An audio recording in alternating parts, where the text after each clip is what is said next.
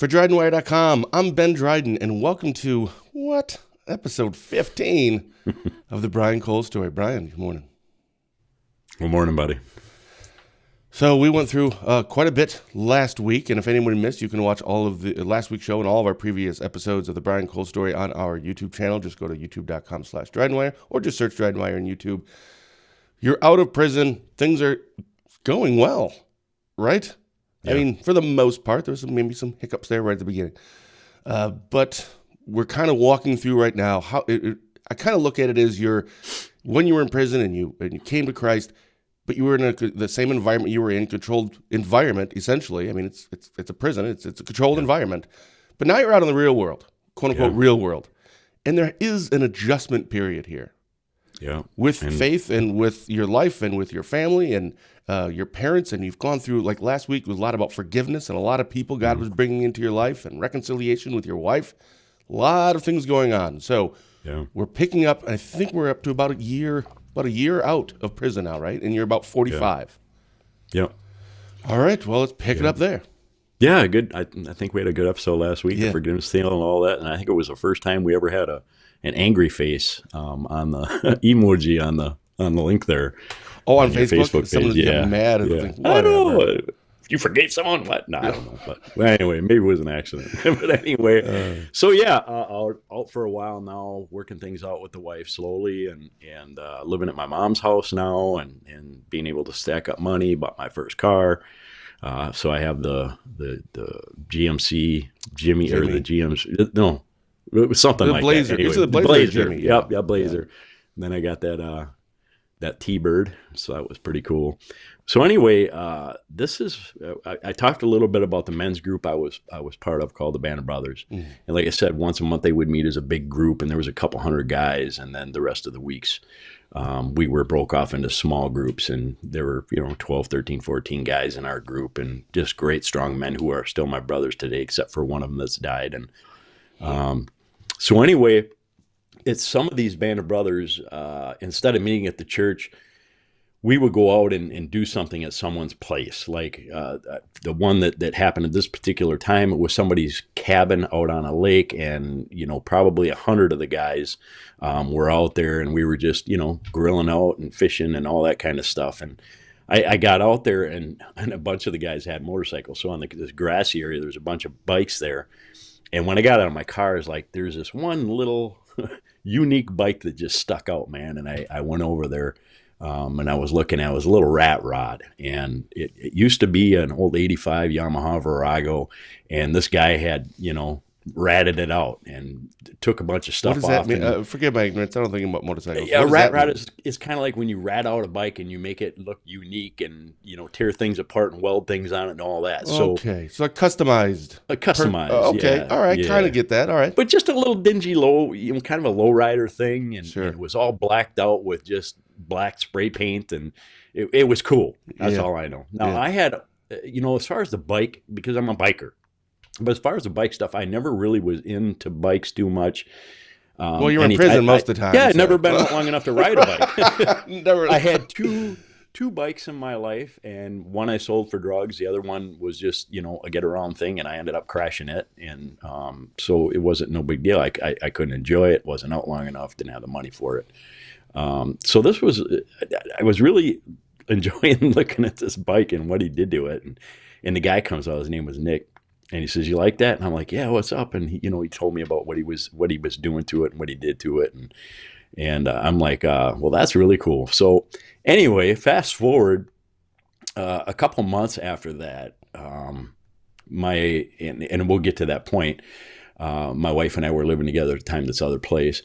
And I get a call from this Nick. He says, "I want you to bring your wife over and come over to my house for a little bit." I'm like, all right. So got my wife in the car. We went over there, and he hands me a helmet with an envelope in it. And what's this? He goes, "For you." And I opened the envelope, and just like with that truck, here was the title for this bike. He says, "This is the only bike that I have, and I built this, but I really feel that the Lord was telling me that I'm supposed to bless you with this motorcycle." And I grabbed the helmet. I'm like, all right, thanks, man. I See ya. was like, seriously, wow, you really serious about this? And he's like, yeah. And even though, most people probably wouldn't see this, it wins a lot of trophies. Almost everywhere it goes, it wins trophies for best rat rod, best bobber, or whatever, because it is so unique. But it's nothing to really look at. I mean, it's old, and it's a 700, and it's all spray painted, but it's cool. And so that was my first bike, and this was the first time I got on a motorcycle as a free man, both out of prison and free in my mind and off drugs. And man, sober. Oh, man, I tell you what, I got out on that bike riding home, and I did not want to get off. I was like, man, this is where it's at, man. And that's where I got hooked right away. No kidding. With the motorcycles. And, I'm going forward with this just to get the story out. But then, so I don't remember how long it was after that, I found out that there was this thing called a bike blessing. I'm like, what the heck is that? And it's like, well, that's where people bring their bikes, and, they pray for the ride for the year and all that. And different churches do it, and other places do it. And it was at this church up in Rice Lake somewhere, I think. Yeah, Rice Lake. And I'm like, all right, I want to go to this. Now, by that time, I had just started getting on Facebook. And so I put a thing out there on Facebook saying, hey, I'm going to this bike blessing thing. I didn't have many friends at that time. Going to this bike blessing thing here. It's on this day and time. I'm going to go to the McDonald's in Chippewa at this time. If anybody wants to meet me there and ride, you're more than welcome to come. I didn't expect anybody to come. That was my first really experience with Facebook, with putting things out there and getting things going. So here I am at McDonald's that morning, ready to ride, and all of a sudden these two big dudes come in leathers, and they start walking toward my table, and you Brian Cole? I said, yeah. So this is when I first met Sugar Bear and Spider. They were BFC, Bikers for Christ. They had their leathers on with the patches and all that, and they sat down, and I wasn't understanding who these guys were or how they knew about me, whatever. We'll come to find out they saw this post I had put up on Facebook, and they went to this bike blessing every year, and they were from Chippewa, where I was living. Well, no, I was out at Jim Falls at the time, but so anyway, I met these guys, and they're like, yeah, we're going to go out to this bike blessing and blah, blah, blah. And I'm like, well, what's up with your patches and stuff? And they started telling me about this biker ministry called Bikers for Christ. And there's all kinds of bike ministries out there and all this and that and what they do. And so we ended up going up there together, and Spider ended up becoming one of my very best friends of all that I've ever had. Up until he died here about 3 years ago, and Sugar Bear. So anyway, eventually that led to me joining the Bikers for Christ motorcycle ministry at that time. And so that's what really introduced me into the bike world and into the biker ministry, which I've been a part of ever since. At one point, the BFC, the Bikers for Christ thing didn't work out, and me and Spider ended up joining up with the Faith Riders motorcycle ministry, and we started our first chapter up here in that's what Wisconsin. You still do. Yep, and that's what we still do. By the way, so like I love the nicknames so far. I mean, that's awesome. How do you get nicknames like Sugar Bear and Spider? Well, it's something in the bike world. Your road name comes from other people. Other people give you that name. Do you have one? I do. It's Raven. It used to be. What was it? I'll think of it because it was really stupid and lame, I think. But that's what. But anyway, when I ended up, my biker friend Dweeb. Yeah, that's what I would be. That's what they'd call me. So anyway, I got my first Harley. And the lady who did the paint job on the bike I have now, Carrie King Lang, she owned this Harley, and she painted that Harley, and it was a whole like a Raven scheme based off 2 Kings, where God sent Elisha into the caves, and he sent ravens to provide for him. So it was called the Raven bike, and people just started calling me Raven. So that's been my road name ever since, and so yeah. That's how the bike deal started, and really cool. It's been 13 years out, probably 12 years in the motorcycle ministry, and just loving it. I just love it. Anyway, so that was the Band of Brothers deal. That's how I got joined up with the bike ministry, not bike club. We're a ministry. Our our main goal is to minister to those in the one percenter clubs, the Outlaws, the Dreadnoughts, the Black Pistons, just to be out there and be a light in that dark world, and try and get them to not only the main goal is obviously to present the gospel of Christ to them, get them saved and get them out of the club, but just to see that, hey man, you don't have to do the things that you're doing to have a good time. As a matter of fact, if you understood the brotherhood of the body of Christ, and then put on top of that the brotherhood that's supposed to be out there in the bike world, man, that double brotherhood, there ain't nothing like it in the world. And you don't have to do all this stuff. You will enjoy much more your riding experience when you understand who the creator is, who gave you that creation that you're sitting on, and who created the things that you're out there to enjoy.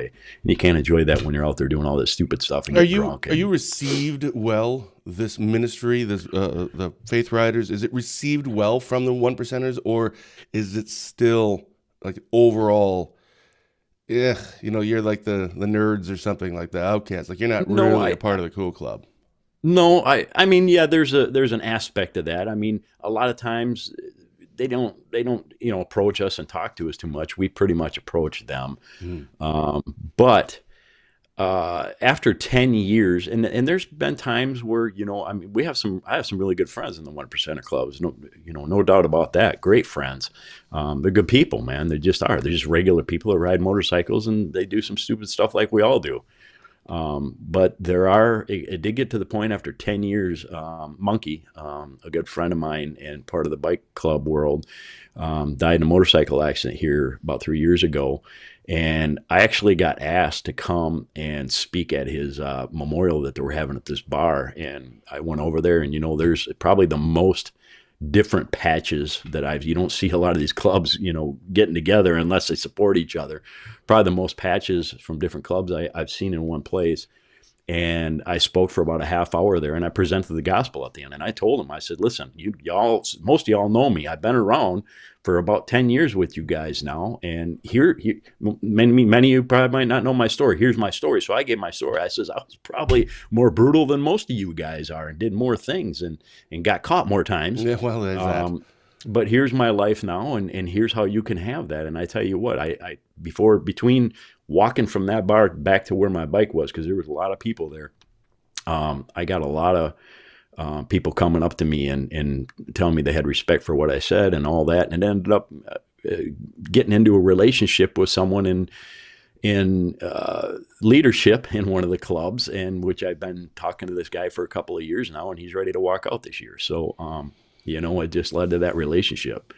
So the cool stuff, man. And it's just it's all about being out there. And even if it doesn't impact anybody immediately, and we don't see anybody you're saved, planting seeds, man. Yeah, exactly. You're planting and watering, man. So eventually something's going to hit them someday. And they they'll come to us once in a while, like if they want their kid baptized or their mama died and they want us to do a funeral, they ask us for that. So they know they can come to us. And but other than that, other than the one percenters, we also really support the veteran community. We do a lot of veteran runs and support our veterans and different things like that. So, well, on a real quick side note here, so I had sent you a picture last Sunday. Mm-hmm. So last week I sent you a picture. My brother-in-law had stopped over here. My sister Danielle and her husband David, great Christian man. But I was like, all Christians, we struggle in certain areas, but he's just just a solid dude, and they've been married for I think like 25 years. Well, he has a motorcycle. No, not like a Harley or anything. But he loves riding a motorcycle, and I didn't even know he was coming over. All of a sudden, like I think it was Kenneth, he was like, hey, Uncle David's here. I'm like, what? Because he lives over in the cities, and if you're going to stop over, you're going to let me know. Mm-hmm. And he just walks in, he's got all of his stuff on. I'm like, hi, but what are you doing here? And I took a picture and I sent it to you because he had said, I just got back from seeing Brian Cole. I'm like, what? Now, we've never talked about you. But he must see some things. I don't know if he watches the show. He does, yeah. He said he did. Yeah, and he said, I hear that they do up at your church up there that, I think it's once a month. Yeah, once a month. It's the motorcycle, what's it called? Motorcycle Biker Sunday. Biker Sunday, there you go. Sunday. And he drove 3 hours on his bike over there just to hear your message. And then he said you guys were going to go on like a 3-hour drive or something. He's like, yeah. All right, 3 hours there and 3 hours back home. It's going to be night. So he didn't go for that part. Mm-hmm. But how cool is that? Yeah, Then he drove all the way over there just to be eating. He goes, he left, and this is a man who's gone to church his whole life. He's active in the church. He sings in the choir, etc. Just great guy. He came away from your message on Sunday. It was powerful to him, and obviously that's a private thing for him. But he couldn't believe it. Like looking around, and he said, like, some of these guys, like, man, I was a little nervous, being around the way some of these dudes look, man. And he said every one of them was like the super greatest, nicest people like I've known, and they were genuine and they were real. So I just wanted to make sure I shared that before we, kind of continued on there, because that was so cool. They went up there, and we should probably at the end of the show and going forward let people know where you actually. I don't think we've ever even talked about that because we've never gotten up to that point. Yeah, we haven't gotten there yet. Yeah, that you do. You are a pastor, and there are things that you guys do. So we should give some information about that. But so some kudos to you from my brother-in-law. All right, cool. So one of the other things that happened is, remember one of the episodes we talked about this guy Tom Allen. Him and the two dudes came up on my house, tried to kill me. Oh yes, yeah. So he ended up in prison and blah blah blah. So and we met and we talked. Well, kind of. Either we do this or we do this, And then I had heard since that time, I had heard that he became a Christian. And I'm like, yeah, that pathetic piece of, this became one of those Jesus freaks. But now here I am, a Jesus freak. And I met Tom out during that first year.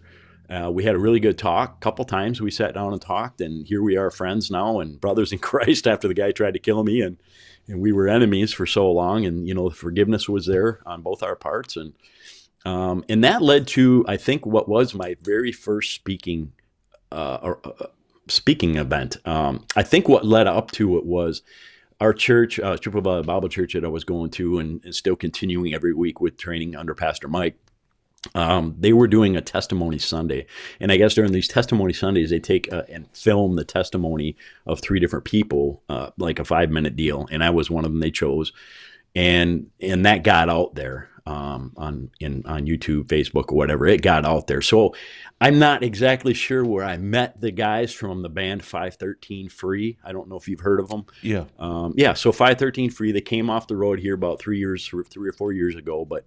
513 Free, somehow I got with them, and somehow they asked me if, and I think they're the ones that set it up, but asked me if I'd be willing to speak, because what they usually do is they'll go into prisons and different events, and they'll play, and then they'll have a speaker. And they're a Christian worship band, but they were pretty popular around here for a while. Mm-hmm. So they had asked me if I would be willing to speak an event that they were doing at Action City in Eau Claire, to youth. And I'm like, sure. Well, how about you and Tom come and you guys can talk about forgiveness? And I'm like, that would be awesome. That'd be a powerful message, man. And so me and Tommy went, and Action City was packed out, and we just it was a great experience. Like I said, my first speaking event, and there's all these kids and the band, and I was just filled with the Spirit, man, and God spoke through me. I didn't know what to say, but I just went with what the Lord had for me and Tommy. So that, I think, is how everything started.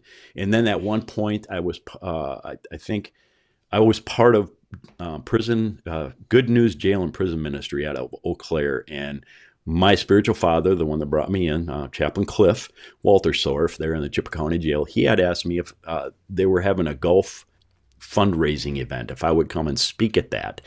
Now, I was with Bikers for Christ at the time, so yeah, I went on my leathers and brought the bike over, and I was speaking there just to some people. It was a fundraiser, and after I got done, I was walking down the hall in this building, and I noticed this dude was following me around, and I'm like, of all the people in the world, like, you would be hyper aware of who's following you. Oh, hyper aware, you betcha. But I'm not so much anymore. But at that time, I was still fresh out. You're still, So I jacked myself into the bathroom, and I'm like, okay, he didn't follow me in here, so I went to the bathroom, and I came back out, and there he was. I'm like, what's up, man? And he says, well, the testimony that you gave, you said that you went into the library and got one of those little pocket Bibles and stashed it down. He goes, did that by chance happen to be a Gideon Bible? And I'm like, who else makes those things? You guys really tick me off in the prisons and stuff with all those stupid Bibles. Do you know how many Bibles I threw away, man? Ugh. He says, well, hey, I'm a Gideon. Would you be able to speak at, and I think he was from Wisconsin, at our conference, our Gideon convention, state Gideon convention in Wisconsin here, and gave me a date. And I'm like, sure, yeah, I'll do that. I really appreciate it. If it wasn't for you guys and my mom, I probably wouldn't be here, you know? So that ended up being my first Gideon convention, my second speaking event, I think. I've had so many speaking events, it's hard to keep track. But that was really those two things. And after the word got out and videos got out, it was all on from there. And I started going on the road a lot. I started getting invited to speak all over the place. And boy, I tell you what, it for some reason, it comes natural to me. The only time I've ever been nervous about speaking wasn't in front of a crowd of 10,000 people.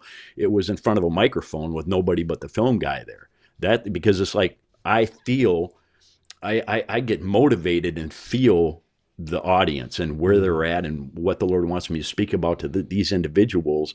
And when there's nobody there, you have no idea who you're speaking to or what you're supposed to talk about. I get nervous during that, but not out there. And so I just felt like, man, you know, this is when you know what gift you have and if it's for real, because I have never felt more comfortable and more excited and more at ease and stoked about my faith as when I get to go out there and evangelize in places and then in the communities. So no, you were still working at the, or were you still working at the I was still working place? at the countertop place. Yep. So you were doing speaking engagements either at nights or on weekends. Yep.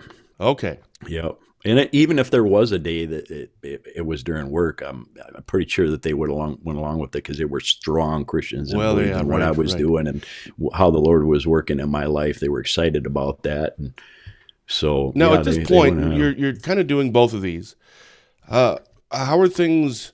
Things are still going fine, mom and stepdad, right? With mom, stepdad, yeah, still living there. I don't know where we're at. What time? I forgot to turn my thing on. Well, that's fine. We have a few more minutes. But okay, so anyway, I just wanted to find out like where you are. This is about 2 years out. About. Yep. So now I was living with my mom. I lived with my mom all winter long. Yep. So by that next spring, or maybe it was even toward the end of the winter there, one of the elders from the church I was going to, his name was Jim. He lived out in Jim Falls at this place. It used to be an ethanol plant, and he bought all the property. So he lived out there in this 2-story farmhouse that was there when he first bought it all, and then they built a new home, and we're living in that. So he's like, man, I hurt my back. I can't do anything. And he had this, I mean, bigger than, you could pretty much drive a lawn tractor into this thing, but a wood stove in one of the huge sheds out or barns out there that was part of the ethanol plant, and that heated the farmhouse, their house, and the floor in one of these big structures. And I mean, you throw these huge logs into this thing, and he says, I can't do that. The farmhouse is open.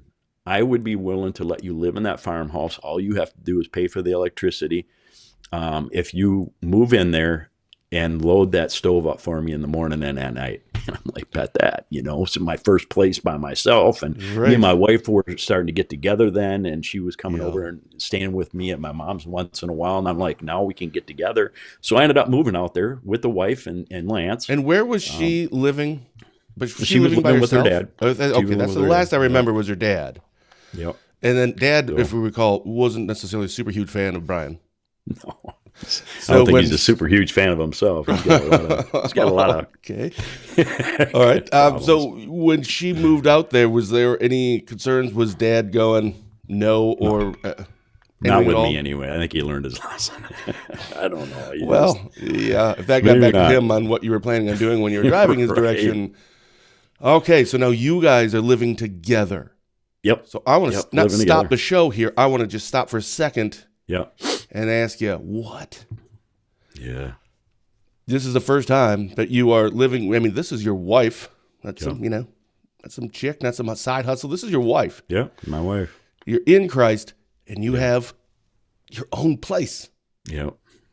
That had to be amazing feeling. Well, yeah, slightly. Right? It's like, holy cow. Like, and did you ever think you'd ever get to that point? What's that? I said, more responsibility. That's, it was still on my mind. I still have to be a responsible person, but it was still, because other than paying for the electricity and the gas to go to work and back and stuff, I was still able to stack money because I wasn't Yeah. paying rent and all that. So I'm still, for the first time, man, I've got like, 3-4 grand in my emergency fund, and I'm like, who does how many that? drugs you could buy with that? I know, Like in your man. bed, it's like, no, don't do it. Teensies I could get with that. So yeah, and in the meantime, all this awesome stuff's happening. I remember not too long after I got out, went to this Jeremy Camp concert. Come on, man, I'm a metalhead, all right. But the people I was working with, they're like, there's this concert, you want to go? Yeah. Oh my gosh, I couldn't even believe that there was. This was out at the Some Arena in Eau Claire, and there were like thousands of people there. And I'm like, so this music, this worship music, and with people that are just filled with the Spirit all in one place. I never experienced that before. And I was pretty much weeping the whole time I was there. And my arms were so sore from having just surrendered the whole night. And I couldn't believe that I was getting off on this stupid music. Yeah, no kidding. It's like, Right. This isn't metal. Like, hopefully nobody sees me that I know here. Right. Right. So that was going on. I'm continuing my schooling, and here's where we'll leave off, because this is going to be the start of where all this stuff really, the God stuff really, not that it hasn't happened up to this point, but where all the really cool stuff starts. So, well, if there's more, I mean, if there's, just saying, so far, there's a lot of cool stuff happening in your life. Yeah, well, obviously, yeah. So at this job, almost 2 years, year and a half, I'm at this job, and all of a sudden one day, out of the blue, I have to let you go. We can't afford to have you anymore. And I'm like, wait a minute, what? You said what? And it was at this point when we found out that, just probably not even a couple of weeks before this, found out my wife was pregnant. And all of a sudden, we can't have you anymore. And it had nothing to do with, how my job performance was or anything like that. They just couldn't afford to do it anymore for some reason. And it would have been nice to maybe get a little word about that beforehand, not just, we got to let you go next week, don't come in. But so here I am, not about a year and a half or so out, and I just lost my job, and my wife is pregnant, and it's like, okay, here's, other than those couple of the two temptations so far, there's going to be 3 big temptations. This is probably one of the most, I don't know, focused, explicit, hard times that came into my life at the time. Like, what do I do? You know what I'm saying? And where I didn't immediately say, okay, Lord, what are you doing through all this? But what do I do? So this was my start to the learning experience about trusting God's providence and His sovereignty, because I was still trusting in a lot of myself. So this was a huge lesson. So Okay. I lost my job, and we'll leave it at that. So, what is providence? Providence. There's like a lot of words that I hear. Yeah. And it's one of those. Since I hear it so much, and I'm like, It's Christianese, now I feel right? like Basically. I can't ask anymore because I look like an idiot because I've been pretending like I know what the word means forever. I literally don't understand providence or sovereignty. I don't understand it. Well, it it's can mean about the sovereign. same thing. But what is that? That is, God is in control of everything and anything. Got it. Okay, so even everything from who you are, you being born, that was set up before the foundation of the world. That was already pre-planned, prearranged, preordained. He's sovereign in that. It's going to happen. And he chose you, okay? He chose you before the foundations of the world. So if you are chosen, and you are one of the elect, He elected you before the foundations of the world. I'm huge with election. That means He's sovereign over that, and there's nothing that this world or the devil or anybody else can do to stop that election from happening. You will come to know Him. You will come to be a Jesus follower. How that happens, that's why He uses us, because people are like, well, if election's true, then it doesn't even matter that we go out and evangelize because you're going to come to Christ anyway. Well, hey, it's pretty cool that the Lord chooses to use us knuckleheads to be that link man. I mean, He uses us for that. He doesn't have to, but He does. So, but like with election and being chosen, everything that happens, it's already. It's same with the enemy. We're going into Matthew chapter 4 tonight. We're talking about the temptation of Christ. People don't understand, especially the hyper-charismatics, man, because everything is the devil, right? Everything is the devil. They don't want to take any kind of blame for themselves. They got to, just like Eve, got to blame everybody else. So everything is the devil. God's sovereignty even goes to the point of the enemy, because the devil is nothing but God's puppet. The devil can't do anything God has not allowed him to do.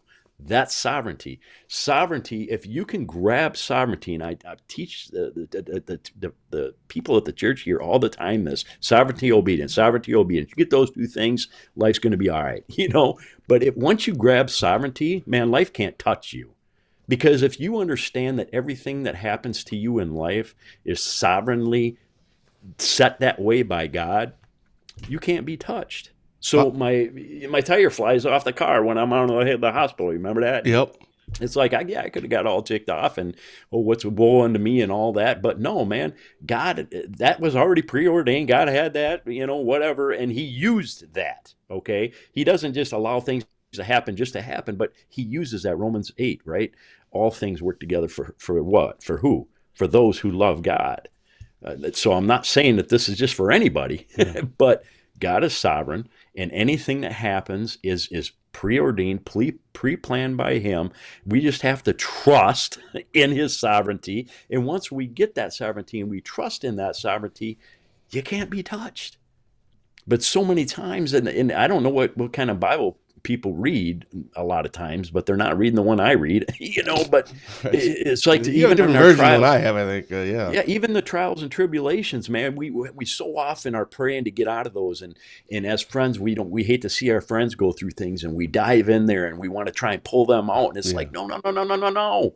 This is how we grow. This is how our characters, how we get hope and faith, and all this stuff is getting through these trials, because he's preparing us for something, man. That's his sovereignty at work. Don't pray to get out of it. Pray to see the Lord help you get through that and what he's got for you on the other end of that. So that's sovereignty.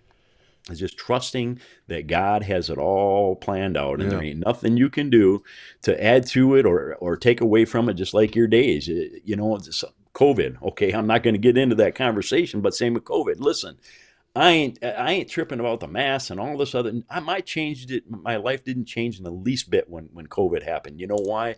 Because of sovereignty. If I'm going to get COVID, guess what? It's already in the books for me to get COVID. You could put me in a hospital inside of 3 rooms of sterilization, and if I'm meant to get COVID, I'm going to get COVID. Okay, there ain't nothing I can do to stop that or go and get it if that ain't what God had planned for me. So I don't trip about that. My days are numbered by him. He knows the end of my life. He knows everything about my life, and all I know is I just need to trust in God's sovereignty, and that I'm nothing but an alien. I'm just passing through this world, man. I'm living in a tent. This isn't where I'm going to spend eternity. My eternity is in heaven, or in the New Jerusalem on earth when that happens. And in the meantime, I'm just passing through, and I'm trying to take as many people up with me as I can. Yeah, in a good way this time, not like your old life. Way. You're trying to take everybody down with you. I just realized, because we're on episode 15, and at some point we'll be quote unquote finished with these in terms of up to, and we've talked about, like, what do we do after this? Do we still do shows? What is it? Hearing you talk about things like sovereignty and maybe prayer, I think that's something even just recently with my mom and a few others that I've asked, like, how do you pray? Because I don't know if I'm doing it right. And I know that sounds silly, but I just pray the way that I hear everybody else pray, and, my parents, how they prayed, and what I feel I should pray. And the more I looked into it, the more I realized it's not that I'm doing it wrong per se. Point is, I looked into a lot of it, and my prayers are different now than they were before, because I understand more now than I did before. And I think a lot of people may not. And I just think there'd be some cool shows that we could do about things like sovereignty and prayer, and talk about these things after we're finished with, getting caught up on the Brian Cole story and where you are in life. That, I'm just saying, keep that in the back of your mind. Maybe that would be something we could do, where we would kind of find, like, this, whether it's weekly or whatever, it's an episode on sovereignty in this, or an episode on this. What do you think? A bird just hit the window. That sounds great. I heard something in my headphones. I'm like, what are you doing? Yeah, that sounds awesome, man. By the way, Knucklehead, I think I want to be that my biker name. Knucklehead, I've just decided that. I'm gonna get you a patch made. A name badge. Where can people go and find out about your church? I forgot to bring that up in all these episodes. Yeah, well, they can go to oaksofdrummond.com, oaksofdrummond.com, and there we have audio sermons and the information about the church and stuff. So I give my website, but I'm eventually going to be coming off the road here. That's something we'll probably talk about here in the future. And when we're up to that point, which would be this point. Yeah, so I'm letting my website and stuff go and, okay. and all that. So. All right, oaksofdrummond.com if you want to just kind of check that out a little bit. Otherwise, Brian, I'll see you next week. We'll pick up for episode 16. All right, love you, brother. I love you too, man. Bye-bye. Bye.